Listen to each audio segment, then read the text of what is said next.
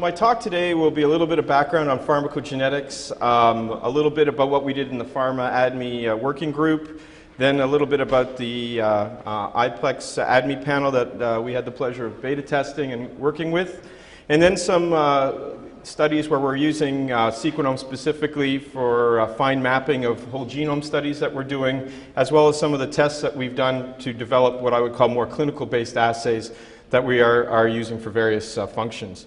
So first of all, here's a body, you get a drug, and you hope you have a desired response. But as many of you know, the body is this big black box that we don't always understand, and we don't always get the desired drug response that we expect. And it's really based upon two major mechanisms. One is pharmacokinetics, or this is ADME for absorption, distribution, metabolism, excretion. This is really how fast the drug is absorbed, how high its concentration is in the body, and then how quickly it gets excreted.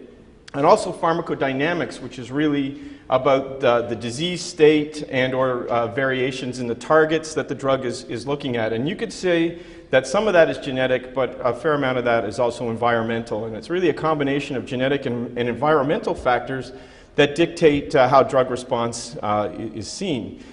Now, we can't really control a lot about the environment, but we can understand a predisposition due to genetics. And a lot of the work that we're doing up in Montreal is to try to identify biomarkers that better predict response. So the whole concept of personalized medicine. And I think, you know, we look around the room right now and we're comfortable that not everybody looks the same as us. So if we came in, I think we'd be pretty freaked out if everyone looked like ourselves, right? So we're comfortable with the idea that we're not all the same. Yet, I bet you a bunch of us are all on the same dose of a medication, and that really doesn't make sense for the way we should be practicing medicine today. So age, gender, ethnicity, diet, body composition, the environment, as we just discussed, illnesses, and your genetic makeup all will dictate the way you respond to different medications. And so I'm sure many of you have seen this slide. So the potential is that we're not all the same, and that could we find biomarkers that better predict who would respond or could be treated by conventional drugs or doses, and also find biomarkers that might predict who would be non-responders or toxic responders. Now, pharmacogenomics works as long as you have an alternate medication. So if you don't, you could have the best pharmacogenomic test in the world, but if you don't have an alternate treatment or drug, then it's useless. And so that's been a challenge in some cases. The only case where if you don't have a pharmacogenetic test or an alternative medication or treatment might be in oncology. So if something's chemotherapeutic and toxic, if you don't have an alternate, but you can see it's not efficacious or could still be making someone sick, you might not use it. And so I've just put this slide up here because everyone's talking about personalized medicine. So like we all don't wear the same shoe size, I don't think we all should be getting treated by the same medications. And this is me, I'm the black sheep. I think it's up to us to some extent in terms of treating or managing our own health care, because it's not necessarily happening at the rate we need to, and I think we better understand how to treat the individual and not the herd. So let's talk quickly about drug development. So clearly, a lot of drugs, it's about 800 million to over $1 billion for cardiovascular medications to be brought to market. About 400 million of that is basically spent in phase 3 trials where we really don't understand who it may or may not work in. And a ton of those, the attrition or the reason drugs fail at phase 3 is because of drug metabolism related issues. And so pharmacokinetics are at least 40%, but we could argue that efficaciousness and other things, as well as toxicity in animals, could be related to drug metabolism. So the rate at which a medication is activated or deactivated and how long it stays in the body. And because of this, drug companies are now really looking at different ways to better understand how they could optimize therapies, get better drug selection, so finding the people to improve efficacy. This is really key for phase 3. Better dosing algorithms so that it's not just one size fits all, and improve safety profiles. So if you can show that you've got a great drug but that it kills some people, this has not been a paradigm that's been well shown, except maybe for abacavir right now for HIV. But if you can show that you've got a very safe drug but in certain people it might be toxic, then there's new models for how these things can get to market. But ultimately, in a lot of my research and what we're trying to do is build the evidence base or the clinical utility on how to use these biomarkers and direct that. And it really needs to demonstrate and make value. So what does that mean? We need to know that it's economically viable. And so when we look at the way drug trials are done in pharma and so on, really there's two sort of streams, and so there's evidence-based markers. If you're going to try to do selection stratification in early development of markers or in phase 1, 2, you need to have markers that you understand will actually have evidence that says that they're going to do X. And that was part of the reason that we formed the ADME working group, is to try to build a set of evidence-based markers that we could use to direct and help understand what's happening in drug trials. The other thing is that not all those markers are basically explain what we see in drug trials, and quite a few of these things are not discovered. And so there's a whole other set of my work where we're trying to do sort of mapping of candidate genes in drug, in drug metabolism to see if we can understand new markers that might be affecting individual drugs. And so it was with the Pharma ADME working group, which was really led by Eric Lai, who was formerly at GSK, and Rick Hockett, who was formerly at Lilly. Most of the people that were on this were formerly at one of these companies. But anyway, now we worked with about 8 different pharma companies, as well as a number of biotech companies. And it was because of this that Sequenom went and used this information to build their ADME panel as well. And so in total, when we came together, it was quite a diverse group of lists that we got from all the pharma companies. We came to a consensus of about 330 some odd genes. We defined them as sort of as 4 classes of proteins.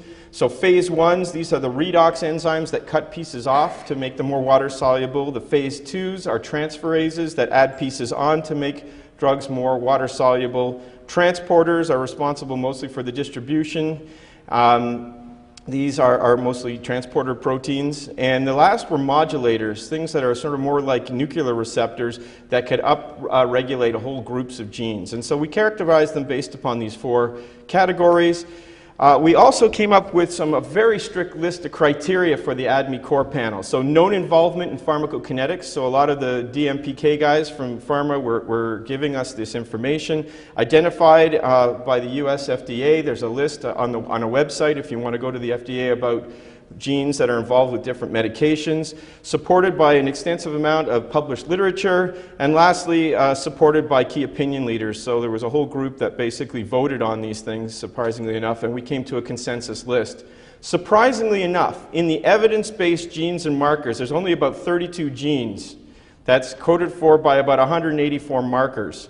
That is all we can actually make decisions on. Now, this isn't sort of the discovery set, but this is the set that we could actually make decisions on. And so this core list is published at pharmaadme.org. If you want to go there, it's up on the website, and you can go get this list of genes, which is the basis of many of the commercial products that you'll see today.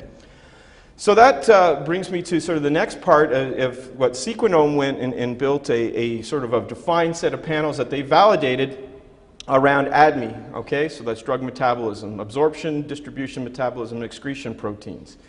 And so this panel is based around 36 genes, which are listed here. I'm sure you can get these from the website. The idea was that this codes for about 192, so they added a couple extra more pharmacodynamic genes, such as the vitamin K receptor, which is involved in warfarin. So it's 192 mutations in 36 pharmacogenetically relevant genes. And they cover just over 99% of the ADME core list. Just so you understand, the mutations that are on the pharma ADME core list are probably some of the most difficult mutations that are around. They're whole genome deletions, insertions, translocations, multiple duplications. So to get greater than 99% is quite impressive. They are really difficult. And as I said, they're SNPs, insertions, deletions, and copy number variants. It's a pretty rapid assay. We're using it on a large number of samples ourselves. It is competitive with the other things as it's cost effective, and it utilizes their mass array technology, which I won't go into, but if you have questions, I'm sure myself or other representatives from the company can help you out. So in terms of the panel, again, it's like about 200 assays. They're divided up into 8 multiplex assays. You get them in plates. And they're very efficient. As I said, we beta tested them and had very good concordance with work that we've done previously. This is just to show that some of the data, I mean, they're very nice clusters, and it works well against other homebrew assays that we built ourselves.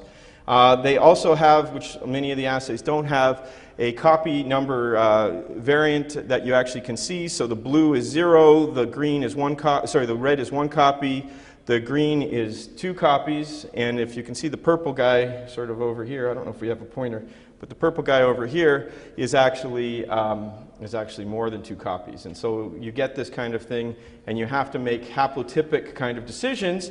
And so the nice thing too is that they can code most of the haplotypes, and they have a translation table in their software that allow you to basically understand this information from your basic data. And so the output is very much like this. You have a single sample ID, it tells you the gene name, and then it does a translation and tells you actually the haplotype or call about the proposed phenotype. So in terms of this panel, we've actually integrated these kind of things into our more research-based studies. So, you know, there's basically the whole genome approach that people are using. This is really a non-hypothesis-based method where you try to identify biomarkers that you would not, as Donald Rumsfeld says, the known unknowns. You try to link things to try to find these unknowns that you know are there, but you can't find. The problem is that as good as these whole genome arrays are, they are actually quite holey, and they don't necessarily have a lot of content, specifically the functional markers, in a lot of these ADME genes. Some are covered quite well, they have markers in and around them, but they often miss a lot of content. So this has resulted in, when we do things, we also do a candidate gene approach. So we go into the literature, we find the functional variants, we put those into our panels, which we often make via Sequenom, which I'll talk in a second, and we couple that to a tagging strategy to make sure that we've got a very good haplotype tagging. And this way, we could possibly find rare haplotypes that would predict unknown rarer variants. Now, with the 1,000 genome project coming along, more and more of these more frequent variants are being identified. And so this really brings us to the strategy that we're employing in many of our pharma and our own research studies. And I call this a blended genotype strategy. And so what we do is we tend to pick a primary hypothesis around a particular pathway or group of genes, often the drug target, and things that are just 1 or 2 steps in and around the pathway. We use a GWAS because this allows you to do a non-hypothesis identification, but that's more of like secondary kind of statistical parameters. And you've got millions of SNPs that are technology specific and often have some gaps in key areas, especially in some of your key genes, and might not have some of the rare functional variants that would be very pertinent for your study. So to this, we then make a complementary candidate SNP panel. So specifically, we use ADME. There might be overlap with the GWAS, but by this way, we get very detailed and very accurate results for our drug metabolism panels, and we're using Sequenom and others for this, as well as a selected candidate gene. So we actually will build a Sequenom-specific panel that will fill in blanks with a small amount of overlap to the GWAS. So we'll pick other markers to fill out the tagging SNPs, as well as functional variants that may or may not be present on the whole genome array. So again, we call this a blended approach, and it's worked quite well. Often the candidate gene SNPs are part of our primary hypothesis. And I'll show you how that works in a minute. So we, myself and Jean-Claude Tardif, who was the head of my research institute, was awarded a very large Genome Canada grant several years ago that was focused on the efficacy and toxicity of cardiovascular disease. There's 2 main projects that we did. One was statin myotoxicity, where we basically put together a 5,000 patient cohort, and we're just finishing up some of the results on this. And the other was on something called torcetrapib, which was a Pfizer drug that died in development, and we're just finishing up the strategy on looking at that. And so from that results, I'll just put these 2 little graphs that you probably can't read, which is good, but we do have some markers in the statin myotoxicity, and those are mostly imputed SNPs. So our marker is in there, but we actually have some, 10 to the minus 16 there, and that is imputed. So now we need to go back and validate that in a larger set of patients. And so what we're doing is building Sequenom panels to go scan this in other panels and to get the marker that was linked, as well as the ones that are imputed. And on the bottom is torcetrapib, and you can see, I don't know if you can see, there's a little sort of tree of markers that are going up there in a key gene. And again, we're now about to screen this in about 11,000 patients from the torcetrapib trial. And so we actually have software, which I'm not going to go into, but we can consistently make large panels that are, sort of single multiplexed assays of, here's a 45-plex assay that we do consistently. We add in sex markers because this is a way to validate to make sure we have the right patients that we think we do. And so in a lot of our Sequenom assays, we use this as a double check on our very large studies, and you can imagine there's a lot of mix-ups in very large clinical trials. And this is a way to validate that. So if people have questions about how we do this fairly consistently. I just go to show that our results are extremely high quality. And this allows us now to go and do 11,000 patients by 48 or 45 markers in a very short period of time. It'll only take us a few weeks to do all 11,000, and we're starting those right now. This represents about 400 markers that were done last week. We're also the genetic core for the NIH Heart Failure Network. And we're doing similar kind of strategies as the blended approach in that. We have a 43-plex Sequenom panel, again, which we are running as a core set of markers across all the different clinical trials in that network. I just go to show, again, this is for renin, which is a key marker in heart failure, that we get really good results and it resolves extremely well. And that sort of our strategy is to do this blended approach where we do GWAS and candidate genes, and so there's many different mini trials of only about 100 people each, but by doing the candidate genes, we basically can build specific markers for the pathways in each of those trials, and we can do a GWAS that will let us look for more broad-based clinical phenotypes across all the trials. And so that's the approach that we're currently taking, and we're using this fairly successfully for many of our clinical trials. So now to move to something a little bit different with the last couple of minutes that I have, and that is to talk about what we're doing in terms of more clinical-based work. And so Hema-Quebec is the equivalent. Quebec's like the Texas of Canada. They do it all themselves, all right? So in Quebec, this is the blood banking group for Quebec. There's also Canada Blood Services for the rest of Canada. And they have an issue where people who are thalassemia or sickle cell have to have repeat transfusions, many of them. It's just like organ transplantation. And if they don't have matched up blood very precisely, can start to have rejection. And if this is something that allows you to continue living, it's not a good thing. And so what they were doing in the past is just blindly going into the freezer, picking patients until they found a donor that matched up with the recipient. What we did is we decided that it would be, could we replace this diagnostic assay with a genotyping assay? And so what we did with them several years ago is built an 11 antigen panel that was around red blood cell antigens as well as platelet antigens. And could we run this and build sort of a virtual donor bank that you could then go in and pick that person and then validate using standard alloimmunization assays? And we built this on a Sequenom panel, and the assays work extremely well. But what I show you here is that we built them in both forward and reverse directions. And so we've done 30,000 people on this and 10,000 on another. And by having both the forward and reverse direction, so it's double the assay, but what it does is it really allows you a concordance measure, a way to automate these things, and a way not to have as high dropouts if you have no result. And so it's been a very, very effective method for what I'll call more my clinical genotyping. And what we did is we built that panel in both directions, and then we de novo went in and sequenced things to validate that the markers were accurate, and we had 100% accuracy on this. And then we went into, this is data on about 20,000 patients. We've since done 30,000. And you'll see the accuracy at the bottom is 99.6%. It's actually, once we went further on, it's 99.8. The 0.2% difference is rare variants that we can't measure with 12 antigens, or 12 or 11 markers. So we've now built a 40-some-odd antigen panel that will actually have a much higher accuracy even. But 99.6 I think is pretty good for a diagnostic assay. And lastly, you know, with seeing as this is about pharmacogenomics somewhat, I have to talk about warfarin. So warfarin is rat poison that many people take. It's used as an anticoagulant, for heart attacks and strokes and various things. It's probably the most unsafe drug that we use. It has the highest number of adverse reactions related to its use in most of the medications that are out there in the market.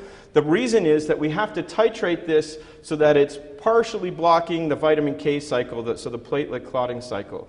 Too little and you're still at risk for stroke. Too much, you basically inhibit the vitamin K clotting and you're at high risk of bleeding, either peripherally or in your brain. If you have a brain bleed, there's no way to stop it and you tend to die. Not a good thing. So what they do is they want to titrate this so that it's partially blocked. So it's got a very narrow therapeutic range.